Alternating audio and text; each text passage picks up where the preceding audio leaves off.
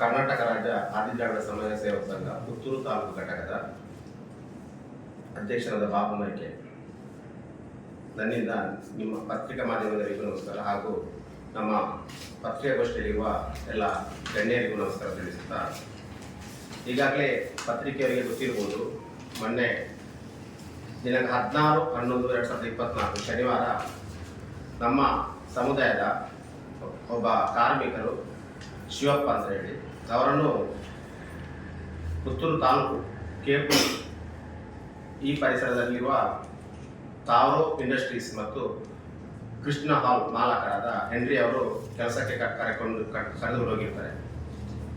ಆದರೆ ಕೆಲಸಕ್ಕೆ ಹೋದ ಶಿವಪ್ಪರವರು ಸಾಧಾರಣ 11 ಗಂಟೆ ಹೊತ್ತಿಗೆ ಮೃತ ಶರೀರವಾಗಿ ಬರ್ತಾರೆ. ಬರುವಾಗ ಆ ಮೃತ ಶರೀರವನ್ನು ಹೆನ್ರಿ ಅವರು ತಮ್ಮ ಪಿಕಪ್ ವಾಹನದಲ್ಲಿ ಒಂದು ಮರದ ದಿಮ್ಮಿಗಳನ್ನು ತುಂಬಿಸಿಕೊಂಡಂತ ಪಿಕಪ್ನಲ್ಲಿ ಮಲಗಿಸಿಕೊಂಡು ಬರ್ತಾರೆ. ಬಂದು ಅವರ ಮಗಳು ಇಲ್ಲಿ ಇದ್ದಾರೆ ನಮ್ಮ ಜೊತೆ, ಅವರ ಹತ್ರ ಹೇಳಿ ಕರೆದು ಈ ಬಾಡಿಯನ್ನು ಕೆಳಗಿಳಿಸಿ ಅಂತ ಹೇಳುವಾಗ ಏನಾಗಿದೆ ನನ್ನ ತಂದೆ ಅಂತ ಹೇಳುವಾಗ ಯಾವುದೇ ರೀತಿಯ ಪ್ರಶ್ನೆಗಳಿಗೆ ಅವರು ಉಡಾಪಾಗಿ ಉತ್ತರಿಸ್ತಾ ಇರುತ್ತೆ. ಅಂದ್ರೆ ಅದೆಲ್ಲ ಮಾತಾಡಿಕೆ ಕೂರಿಸೋದಿಲ್ಲ, ನಮ್ಗೆ ಅರ್ಜೆಂಟ್ ಉಂಟು, ಬೇಗ ಇಳಿಸಿ ಅಂತ. ಅದೇ ಇವರು ಪಿಕಪ್ಗೆ ಹತ್ತಿ ಇವರೇ ಕೆಳಗೆ ಬಾಡಿಯನ್ನು ಹಾಕ್ತಾರೆ. ಅವರು ಅದಕ್ಕೂ ಕೂಡ ಸಹಕಾರ ಕೊಡೋದಿಲ್ಲ. ಹಾಗೆ ಇವರು ಇಳಿಸೋದ ನಂತರ ಅವರು ಪಿಕಪ್ ನಿಲ್ಲಿಸೋದು ಸೀದಾ ಹೋಗಿರ್ತಾರೆ. ಆಗ ಇವರು ಒಂದು ರಿಕ್ಷಾವನ್ನು ಕರೆದು ಆ ರಿಕ್ಷಾದಲ್ಲಿ ಅವರನ್ನು ಮಲಗಿಸಿಕೊಂಡು ಹೋಗ್ತಾರೆ. ಆದರ್ಶ ಆಸ್ಪತ್ರೆಗೆ ಹೋಗುವಾಗ ಅಲ್ಲಿ ಅವರು ಮೃತಪಟ್ಟಿದ್ದಾರೆ ಅಂತ ಡಾಕ್ಟರ್ ತಿಳಿಸ್ತಾರೆ. ಅವಾಗ ಮೃತ ಶಿವಪ್ಪರ ಮಗಳ ಗಂಡ ಶಶಿಕೇರಮಲ್ಲಿ ಅಂತ ಇವರು ನಮ್ಮ ಸಂಘಟನಾ ಕಾರ್ಯದರ್ಶಿ ಆಗಿದ್ದಾರೆ. ಅವ್ರು ನಮಗೆ ಫೋನ್ ಮುಖಾಂತರ ತಿಳಿಸ್ತಾರೆ ಹೀಗೆ ಆಗಿದೆ ಅಂತ. ಆಗ ನಾವೆಲ್ಲ ಸೇರಿ ಪೊಲೀಸರಿಗೆ ಒಂದು ಪ್ರಕರಣ ದಾಖಲಿಸಿದ್ದೇವೆ. ಅಂದಿನಿಂದ ನಮ್ಮ ಸಮುದಾಯದ ಮುಖಂಡರು ಸೇರಿ ನಮಗೆ ನ್ಯಾಯ ಸಿಗಬೇಕಂತ ಒಂದು ಒತ್ತಡವನ್ನು ಹಾಕಿದ್ದೇವೆ ಪೊಲೀಸ್ ಇಲಾಖೆ ಮೇಲೆ. ಹಾಗೆ ಆ ದಿವಸ ಕೂಡ ನಮಗೆ ಸರಿಯಾದ ಒಂದು ರೀತಿಯ ಒಂದು ಕಾನೂನು ಕ್ರಮ ತೆಗೆದುಕೊಳ್ಳುವ ಒಂದು ಪೊಲೀಸರ ಮೇಲೆ ಯಾವುದೇ ಭರವಸೆ ಇಲ್ಲದಿರುವುದರಿಂದ ಮರುದಿವಸ ಕೂಡ ನಾವು ಸ್ಟೇಷನ್ಗೆ ಹೋಗ್ತೇವೆ. ಆ ದಿವಸ ಕೂಡ ನಾವೊಂದು ಕೇಸ್ ದಾಖಲಿಸುವಂತೆ ಮನವಿ ಮಾಡ್ತೇವೆ. ಹೀಗೆ ನಮ್ಮ ಸಂಘಟನಾ ಸಲಹೆಗಾರರು ಕೂಡ ಆಗ ಅನ್ನಪುರ ಅವರು ಪೊಲೀಸರ ಮೇಲೆ ನಿರಂತರ ಸಂಪರ್ಕ ವಿಧಿಸಿ ನಮಗೆ ನ್ಯಾಯ ಕೊಡಿಸಬೇಕು ಅಂತ ಹೇಳಿ ತುಂಬಾ ರೀತಿಯಲ್ಲಿ ನಾವು ಒತ್ತಡ ಹಾಕಿದ್ರು ನಮಗೆ ಪೊಲೀಸರಿಂದ ಯಾವುದೇ ರೀತಿಯ ಒಂದು ಸರಿಯಾದ ಮಾಹಿತಿ ಸಿಗ್ತಿಲ್ಲ. ಈ ಹೆನ್ರಿ ಅವರು ಎಲ್ಲಿ ಇದ್ದಾರೆ ಅಂತ ಹೇಳಿ ಕೂಡ ಪೊಲೀಸರಿಗೂ ನಮಗೆ ಸಿಗ್ತಿಲ್ಲ, ಫೋನ್ ಸ್ವಿಚ್ ಆಫ್ ಆಗಿದೆ ಅಂತ ಹೇಳ್ತಾರೆ. ಅಂದ್ರೆ ನಮಗೆ ಇಲಾಖೆ ಮೇಲೆ ಒಂಥರ ಸಂಶಯ ಬರುವಾಗಿದೆ. ಅಂದ್ರೆ ನಾವು ಸಮುದಾಯದಲ್ಲಿ ಬಡವರಾಗಿರ್ಬೋದು, ಆದ್ರೆ ನಮ್ಮಲ್ಲಿ ಕೂಡ ಹೋರಾಟದ ಕಿಚ್ಚಿದೆ, ನಮ್ಮ ಯುವಕರಲ್ಲಿ ಕೂಡ ಕುದಿಯುವ ರಕ್ತ ಇದೆ. ಅದಕ್ಕೆ ಇಲಾಖೆ ಕೂಡ ಅದಕ್ಕೆ ಅವಕಾಶ ಕೊಡಬಾರದು ಅಂತ ಹೇಳಿ ನಾವು ಮೊನ್ನೆಯಿಂದ ನಮ್ಮ ಯುವಕರನ್ನು ಒಂದು ರೀತಿಯಲ್ಲಿ ಯಾವುದೇ ರೀತಿಯಿಂದ ನಾವು ಒಂದು ಶಾಂತಿಯುತ ಹೋರಾಟ ಮಾಡುವ ಹೊರತು ಯಾವುದೇ ರೀತಿಯಲ್ಲಿ ಉದ್ರೇಕತೆ ಬರದ ಹಾಗೆ ಅವರನ್ನು ನಿಲ್ಲಿಸಿದ್ದೇವೆ. ಇನ್ನೂ ಕೂಡ ನಮ್ಮ ತಾಳ್ಮೆಯನ್ನು ಪರೀಕ್ಷಿಸಬಾರದು. ನಾವು ಹೇಳಿದಾಗೆ ನಮಗೂ ಕೂಡ ಕಾನೂನಿನ ರೀತಿಯಲ್ಲಿ ಯಾವ ರೀತಿ ಹೋರಾಟ ಮಾಡಬೇಕಂತ ಗೊತ್ತು. ಪೊಲೀಸರ ಮುಖಾಂತರವೇ ಆಗಲಿ ಅಂತ ನಾವೊಂದು ಮನವಿ ಮಾಡಿಕೊಂಡಾಗ ಅದನ್ನು ಕೂಡ ನಿರ್ಲಕ್ಷ್ಯ ಮಾಡ್ತಾರೆ. ಹಾಗೂ ಶಾಸಕರು ಕೂಡ ನಮ್ಮೊಂದಿಗೆ ಉತ್ತಮ ರೀತಿಯಲ್ಲಿ ಸ್ಪಂದಿಸಿದ್ದಾರೆ. ಶಾಸಕರು ಮೃತರ ಮನೆಗೆ ಬಂದಿದ್ದಾರೆ, ಆ ಫ್ಯಾಕ್ಟರಿಗೆ ಬಂದು ಅಲ್ಲಿ ಕೂಡ ನಮ್ಮೊಂದಿಗೆ ಸಹಕಾರ ನೀಡಿದ್ದಾರೆ. ಆದರೂ ಶಾಸಕರು ಕೂಡ ನಾವು ಒಂದು ಒತ್ತಡ ಹಾಕ್ತಿದ್ದೇವೆ, ನಮ್ಮ ಸಮುದಾಯಕ್ಕೆ ಆದ ಅನ್ಯಾಯವನ್ನು ನೀವು ಈ ರೀತಿಯಲ್ಲಿ ನಿರ್ಲಕ್ಷಿಸಬೇಡಿ ಅಂತ ಹೇಳಿ ನಾವು ಇಲ್ಲಿ ಪತ್ರಿಕಾ ಮುಖಾಂತರ ಒತ್ತಡ ಹಾಕ್ತಿದ್ದೇವೆ. ಹಾಗೆ ಯಾವುದೇ ರೀತಿಯಲ್ಲಿ ನಮಗೂ ಒಂದು ರೀತಿಯಲ್ಲಿ ಕಾನೂನು ರೀತಿಯಲ್ಲಿ ಹೋರಾಟಕ್ಕೆ ಒಂದು ರೀತಿಯ ಮಾನ್ಯತೆ ಸಿಗದಿರುವುದರಿಂದ ನಾವು ನಾಳೆ ದಿನಾಂಕ 22 ತಾರೀಕಿನಂದು ಶುಕ್ರವಾರ ಬೆಳಿಗ್ಗೆ 11 ಗಂಟೆಯಿಂದ ಪುತ್ತೂರು ನಗರ ಠಾಣೆ ಎದುರು ರಸ್ತೆ ತಡೆ ಮಾಡಿ ಪ್ರತಿಭಟಿಸಬೇಕಂತ ನಿರ್ಧಾರ ಮಾಡಿದ್ದೇವೆ. ಅಂದ್ರೆ ನಮಗೆ ಡಿವೈಎಸ್ಪಿ ಅವರು ಮೊನ್ನೆ 2 ದಿವಸದವರೆಗೆ ನಮಗೆ ದಿನ ಕೊಡಿ, ನಾವು ಅದನ್ನು ಪತ್ತೆ ಹಚ್ತೇವೆ ಅಂತ ಹೇಳಿದ್ದಾರೆ.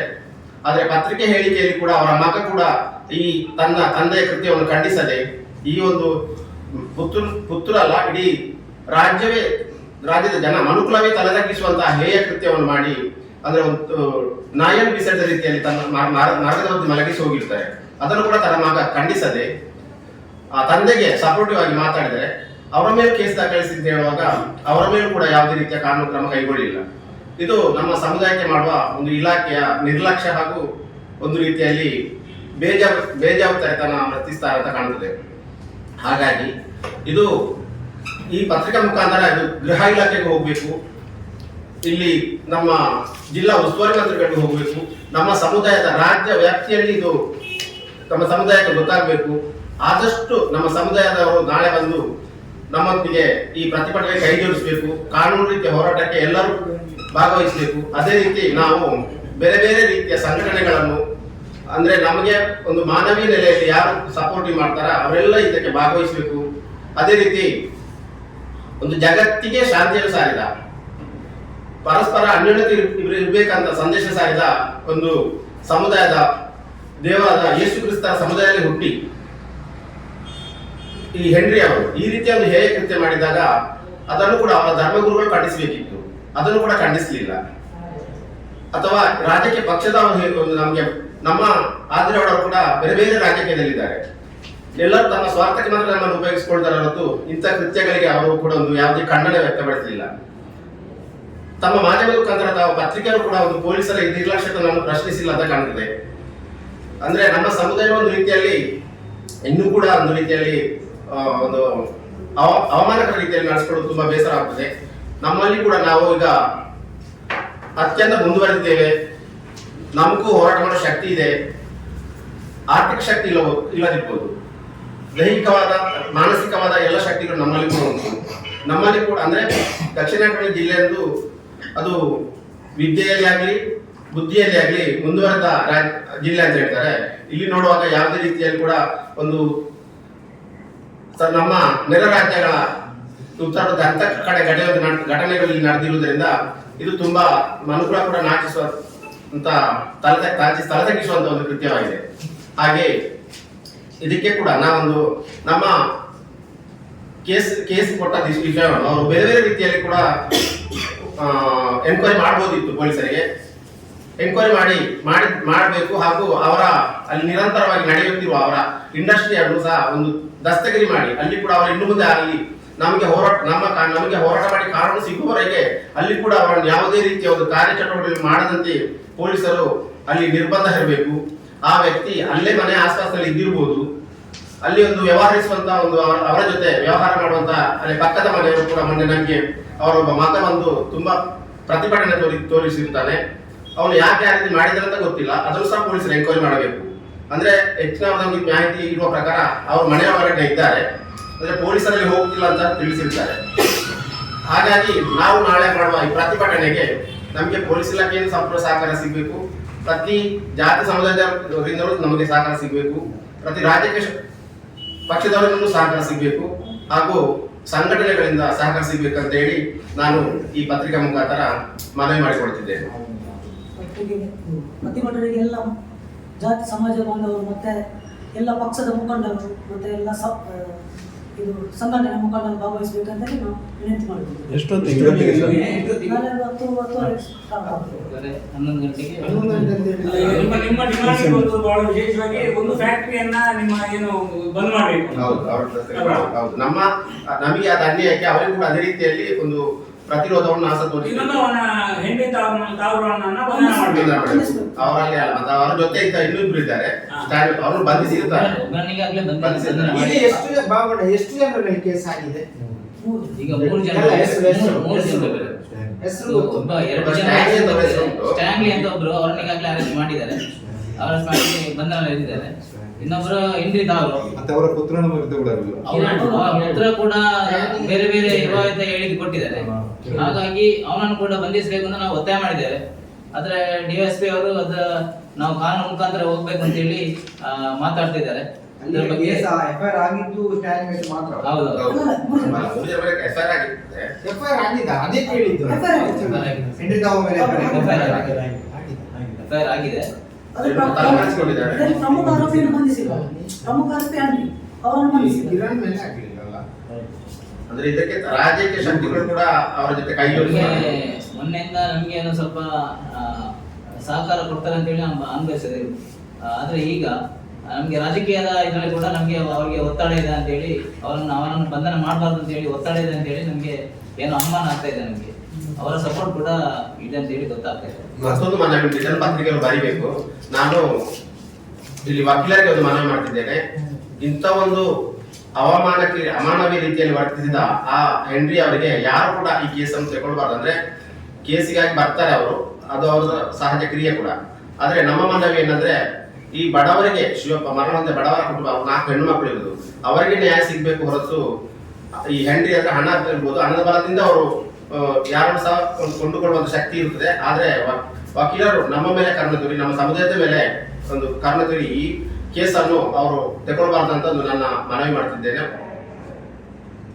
ಅದನ್ನು ಈ ಪತ್ರಿಕೆಯಲ್ಲಿ ನೀವು ಮಾಧ್ಯಮದ ತಿಳಿಸಬೇಕು. ಅಲ್ಲ, ಬಾಡಿಯಲ್ಲಿ ಏನಾದ್ರು ಗಾಯಗಳೇನಾದ್ರು ಅಂದ್ರೆ ಪೊಲೀಸ್ ಆದ್ರೆ ಆಸ್ಪತ್ರೆಯ ಈಗ ನೀವು ಅವ್ರು ತಂದು ಪಿಕಪ್ ನಲ್ಲಿ ತಂದಿದ್ದಾರೆ, ಡ್ರೈವರ್ ಯಾರು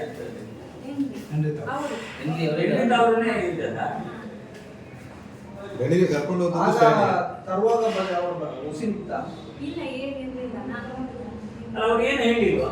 ಹೇಳಿದ ನನ್ನ ಅಪ್ಪನಿಗೆ ಏನಾಗಿದೆ ಅಂತ ಹೇಳಿದ. ಅವ್ರು ಏನು ಹೇಳಿಲ್ಲ, ಒಮ್ಮೆ ನಿಮ್ ಕೆಳಗೆ ಯಾಕಂದ್ರೆ ಅಷ್ಟೇ ಅಲ್ಲಿ ಏನು ಘಟನೆ ಆಗಿ ಹೇಳಿಲ್ವಾ? ಯಾರ ಬಿಸಿಲು ಅಥವಾ ಗಾಯ ಏನು ಹೇಳಿಲ್ಲ ಕೇಳುವಾಗ. 70 ವರ್ಷ ಅಲ್ಲ? ಅಲ್ಲಿ ಕೆಲವು ವಯಸ್ಸೆಲ್ಲ ಹೆಚ್ಚು ಕಡಿಮೆ ಮಾಡಿದರೆ 64 ವಯಸ್ಸು. ಕಾಲೇಜ್ ಹೇಳಿಲ್ಲ ಯಾಕೆ ಹೀಗಾಗಿ ಯಾವುದೇ ವಿಚಾರ ಸುಳ್ಳು ಹೇಳಿಲ್ಲ. ಅಲ್ಲ, ಮರಣ ಸಹಜವ ಅಸಹಜವ ಇಂಪಾರ್ಟೆಂಟ್ ಅಲ್ವಾ? ಅದನ್ನ ಅದ್ರ ಬಗ್ಗೆ ಹೇಳಿಲ್ವಾ? ಅವರೊಂದು ಮಾನವೀಯತೆ ಇದ್ದೇ ಇದ್ರೆ ಸರ್. ಒಂದು ಅದು ನಮಗೆ ಮಾಹಿತಿ ಸಿಕ್ಕಿದ ಕಾವಲ್ಲಿ ಒಂದು ಘಟನೆ. ಕಾವಲ್ಲಿ ಒಂದು ಲೋಡು ಏನೋ ಅವರು ಮರವನ್ನು ತಂದಿದ್ದಾರೆ. ಅದಾದ ನಂತರ 2ನೇ ಲೋಡ್ ಮಾಡ್ತಾ ಇರುವಾಗ ಈಗ ಏನು ಅವರಿಗೆ ಎದೆನೋವು ಕಾಣಿಸಿಕೊಂಡು ಅಸ್ವಸ್ಥರಾಗಿದ್ದರು. ಅದನ್ನು ಒಂದು ತಿಳಿದ ಕೂಡಲೇ ಒಂದು ಆಂಬ್ಯುಲೆನ್ಸ್ ಅಥವಾ ಇವರೇ ಹೋಗಿ ಅಲ್ಲಿ ಆಸ್ಪತ್ರೆಗೆ ಒಂದು ಅಡ್ಮಿಟ್ ಮಾಡುವಂತ ಕೆಲಸ ಮಾಡಿದಿದ್ರೆ ಅವ್ನಿಗೆ ಈ ಗತಿ ಬರ್ತಾ ಇರಲಿಲ್ಲ. ಅದು ಹೇಗೆ ನಿಮಗೆ ಮಾಹಿತಿ ಗೊತ್ತದ? ಅವ್ರು ಹೇಳಿದ್ರ ಯಾರು ಸರ್? ಇದು ಲೋಡ್ ಮಾಡುವಾಗ ಈಗ ಅಲ್ಲ, ನನಗೆ ಅದು ಕಾವಲ್ಲಿ ಈ ರೀತಿ ಆಗಿದೆ ಮಾಹಿತಿ ಸಿಕ್ಕಿದೆ. ಮಾಹಿತಿ ಈಗ ಸಿಕ್ಕಿದೆ. ಅವ್ರ ಜೊತೆ ಬೇರೆ ಯಾರಿದ್ರು? ಅವರ ಜೊತೆ ಅರೆಸ್ಟ್ ಆದಂತ ಸ್ಟ್ಯಾಂಡ್ ಅಲ್ಲ, ನಾನು ಹೇಳ್ತಾ ಇರೋದು ಗೊತ್ತಲ್ಲ, ಕೂಲಿ ಕಾರ್ಮಿಕರಾಗಿ ಹೋಗಿದ್ದಾರೆ, ಹಾ. ಸರಿ ತಾನೇ? ಕೂಲಿ ಕಾರ್ಮಿಕರು ಇವ್ರು ಒಬ್ಬರಲ್ಲ. ಒಬ್ಬರಲ್ಲ, 3 ಜನ ಇದ್ರು. ಒಬ್ಬ ಸ್ಟ್ಯಾನ್ಲಿ ಅಂತ ಹೇಳಿ ಅರೆಸ್ಟ್ ಆಗಿದೆ. ಮತ್ತೆ ನಮ್ಮ ಇನ್ನೊಬ್ಬ ಅವ್ರ ಹೆಸರು ಗೊತ್ತಿಲ್ಲ. ಮತ್ತೆ ಇವರು ಯಾರು ಹೆನ್ರಿ, ಇವರು 3 ಜನ ಇದ್ದದ್ದು. ಈಗ ಫಸ್ಟ್ ಟೈಮ್ ಹೋಗ್ತಾ ಇರೋದಲ್ಲ ಅವ್ರು ಕೆಲಸಕ್ಕೆ. ಎಲ್ಲಿಗೆ ಹೋಗ್ತಾ ಇದ್ದದ? ಅವ್ರ ಜೊತೆಲೇ ಹೋಗ್ತಾ ಇದ್ದಾರೆ. ಅವ್ರ ಜೊತೆನೆ ಹೋಗ್ತಾ ಇದ್ದದಲ್ವಾ? ಹಾಗಾದ್ರೆ ಅವ್ರಿಗೆ ಪರಿಚಯ ಇರಲೇಬೇಕಲ್ಲ. ನಿಮಗೂ ಪರಿಚಯ ಇರ್ಬೋದು, ಸಾಮಾನ್ಯ ಒಂದೇ ಕಡೆಯಿಂದ ಹೋಗುದಿದ್ರೆ. ಶಾಸಕರ ಪರಿಚಯ ನಮ್ಗೆ ಅವರೇ ಕರ್ಕೊಂಡು ಹೋದ್ರು. ಸ್ಟ್ಯಾಂಡ್ಗೆ ಬಂದು ಬೆಳಿಗ್ಗೆ ಸ್ಟ್ಯಾಂಡ್ ಕರ್ಕೊಂಡು ಅವ್ರು ನನ್ನ ಅಪ್ಪನ ಕರ್ಕೊಂಡು ಹೋದ್ರು ಬೆಳಿಗ್ಗೆ ಬೆಳಿಗ್ಗೆ. ಕೇವಲ 5 ನಿಮಿಷದ ಕೆಲಸ ಉಂಟು, ಬಂದು ಹೋಗಿ ಅಂತ ಅಷ್ಟೇ ಕರೆದದ್ದು. ಹೋಗುವಾಗ 2 ಜನ ಹೋದದ್ದು, ಇಬ್ಬರು ಪ್ರಾಣಿ ಮತ್ತೆ ನನ್ನ ಅಪ್ಪ. ಬರುವಾಗ ಪಿಕಪ್ ಅಲ್ಲಿ ತಂದ್ರು. ಆಗ ಸ್ಟ್ಯಾಂಡ್ ಇರ್ಲಿಲ್ವಾ? ಅದೇ ಲೋಡ್ ಮಾಡಿ ಮತ್ತೆ ಅವರು ಮತ್ತೊಬ್ಬ ಯಾರಿದ್ರು ಅವ್ರನ್ನ ನೋಡ್ಲಿಲ್ಲ ನಾನು. ಎಷ್ಟೊತ್ತಿಗೆ ಇದು ತಗೊಂಡು ಬಂದದ್ದು? 11 ಕಾಲು ಸರ್, 11 ಗಂಟೆ 15 ನಿಮಿಷ. ಬೆಳಿಗ್ಗೆ ಬೆಳಿಗ್ಗೆ ಆಗ್ಲೇ 1 ಲೋಡ್ ಆಗಿದೆ, 2 ಲೋಡ್ ತಂದೆಯವರಿಗೆ ಮೊದಲಿನ ಅನಾರೋಗ್ಯ ಸಮಸ್ಯೆ ಇತ್ತ? ಸಮಸ್ಯೆ ಇತ್ತ? ಆರೋಗ್ಯ ತೊಂದ್ರೆ ಇತ್ತು ಫಸ್ಟಿಗೆ. ಅವು 25 ವರ್ಷ ದುಂಬು ಅದು ಸಾಲಿತ್ತು ಮರ್ತದ ಆಗಿರ್ತಾನೆ. ಆಟದ ಇದನ್ನ ಆಟದ ಅವ ಅಂಚ ಕೆಲಸ ಹೋಗಿರ್ತೇವೆ. ಅವಕ್ಕೆ ದುಂಬು ಆಡ್ತದ ಹುಷಾರಿರ್ತೇವೆ. ಫೋನಾಗಲೇ ನಾವು ಹುಷಾರಿರ್ತೇವೆ. ಇಲ್ಲ ಎಂಗಿಲ್ಲ ಬರ್ತೇವಲ್ಲ, ನಮ್ಮ ದೂರ ಹೋಗಿ ಕೇಳಿದ್ರು 10 ನಿಮಿಷ ಬೇಳೆಗೆ ಹೋದು ಬರ್ತೆ ಅಂದಿರು ಅಪ್ಪ. ಅಂಚ ಸ್ಟ್ಯಾಂಡ್ ಬಂದ್ಮೇಲೆ ಗೊತ್ತಿದ್ರು. ಅವರೇ ಇದನ್ನು ಹೇಳಿ ಇಲ್ಲಿ ಬರುವಾಗ ಎಲ್ಲಿ ಮಾಡಿದಾಗ ಮಂಚಿ ಕೊಡಿದೆ ನಾನು ನಮ್ಗೆ ಸಂಶಯ ಬಂದದ್ದು ಯಾಕೆ ಅಡಬಹುದು ಅವರು ಅಂದ್ರೆ ಇಷ್ಟೆಲ್ಲ ಇದೆ ಅಲ್ಲ ಸರ್. ಅವರು ಹೆಚ್ಚಾಗಿ ಅವರ ವ್ಯವಹಾರ ಏನಂತ ಹೇಳಿದ್ರೆ ಎಲ್ಲೆಲ್ಲಿ ಕದ್ದು ಮರವನ್ನು ಕಡಿಯುವುದು ಇದೇ ಇತ್ತು. ಅದಾಗಿ ಇಲ್ಲಿ ಬಾಬು ಅಂತ ಹೇಳಿ ಒಬ್ರು ಇದ್ರು, ಅವ್ರು ಮಡಿಕೇರಿಯಿಂದ ಬಂದದ್ದು. ಅವರಿಗೆ 2 ಎಕರೆ ಜಾಗ ಕೂಡ ಇತ್ತು. ಅವರನ್ನು ಕೂಡ ಇದೇ ರೀತಿ ಕೆಲಸಕ್ಕೆ ಕರ್ಕೊಂಡು ಹೋಗಿ ಅವರು ಮರ ಕಡಿಯುವಾಗ ಮರ ಬಿದ್ದು ಈ ಎದೆ ಭಾಗದಲ್ಲಿ ಬಿದ್ದು ಎಲುಬು ಪಕ್ಕ ಎಲುಬು ಕಟ್ಟಾಗಿ ಹೊರಗೆ ಬಂದಿತ್ತು. ಅಂತ ಸ್ಥಿತಿಯನ್ನು ಕೂಡ ತಂದು ಹಾಗೆ ಮನೆ ಹತ್ರ ಬಿಸಾಡಿ ಹೋಗಿದ್ದಾರೆ. ಇದು ಯಾವಾಗ? ಅದೇ ಇದರಲ್ಲಿ ಅವರು ತೀರಿ ಇದ್ಯಾವಾಗ? ಇದೊಂದು 4 ವರ್ಷದ ಘಟನೆ. ಅವಾಗ ಯಾರಿದ್ರು ಅಂತಂದ್ರೆ ಗೊತ್ತಿಲ್ಲ. ಅಲ್ಲಿ ಕೋರಿ ರೀತಿ ವರ್ತಿಸುವುದು. ಎಲ್ಲಿ ಅವರು ರಂಗಪ್ಪಣ್ಣ? ಸಾಲ್ಮರದವರೇ ಇವರಮ್ಮ ಗುಂಪಕಾಲ ಬಾಬು ಅಂತಲ್ಲ? ಬಾಬು ಅಂತ ಹೇಳಿ ಅವ್ರು ಮಡಿಕೇರಿ ಇದ್ದದ್ದು, ಅದು ಮಡಿಕೇರಿ ಬಾಬು ಅಂತ ಹೇಳಿ ಹೇಳ್ತಾರೆ. ಅದೇ ಇವರನ್ನು ಬಂಧಿಸಿ ಅವರನ್ನು ತನಿಖೆ ಮಾಡಿದ್ರೆ ಖಂಡಿತದೆಲ್ಲ ಹೊರಗೆ ಬರ್ತದೆ ಅವರು. ಅವರು ಅವ್ರು ಮಾಡೋ ಕಳ್ಳ ವ್ಯಾಪಾರ. ಬೇಕು ಹೊಸ ರಾಜರಸವಾಗಿ ತಿಂತಿದ್ದಾರೆ. ಈಗ ರಾಜ್ಯಕ್ಕೆ ಶಕ್ತಿಗಳನ್ನು ಕೂಡ ಕೈ ಜೋಡಿಸಲು ನಮ್ಮ ಸಂಶಯ ಇರುತ್ತೆ. ಅದಾಗಬಾರ್ದು. ರಾಜಕೀಯ ಶಕ್ತಿಗಳು ಕೈ ಜೋಡಿಸಿಕೊಂಡ್ರೆ ಶಾಸಕರು ಇದ್ದಾರಲ್ಲ, ಶಾಸಕರು ಕೈ ಹೋಗಿದ್ರೆ ಏನ್ ಮಾಡೋದು? ಹೌದು. ಶಾಸಕರು ಅದಕ್ಕೆ ನಮಗೆ ಸಹಕಾರ ಕೊಡಬೇಕು.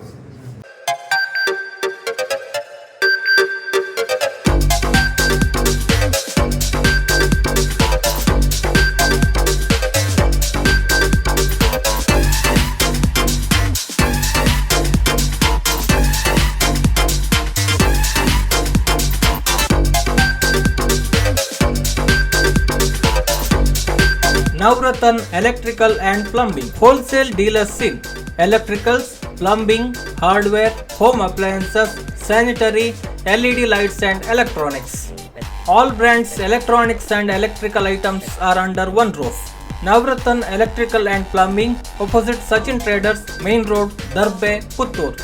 Contact 8105973951, 9481644951, 9663814451, 08251 200 551.